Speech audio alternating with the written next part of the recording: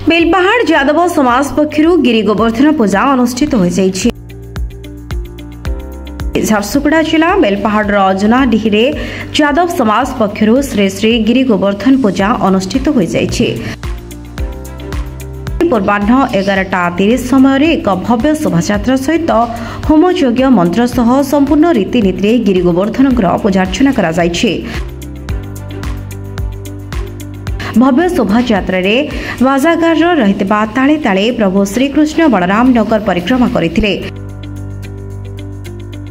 यापरे home यज्ञ मंत्र सहित संपूर्ण रीतिनीति गिरी गोवर्धन पूजार्चना अनुष्ठित हो जाइतिला। पारंपरिक नीति बाड़ी खेल अनुष्ठित होइतिला। गिरी गोवर्धन पूजार समस्त कार्यक्रम देखिबा पई जुनाडीहरे बेलपाहाड़ तथा आखपाख अंचलर श्रद्धालुंकर बेस समागम देखिबाको मिलिथिला। बेलपाहाड़ सौभाग्यरंजन साहू रिपोर्ट ग्राउंड न्यूज 7।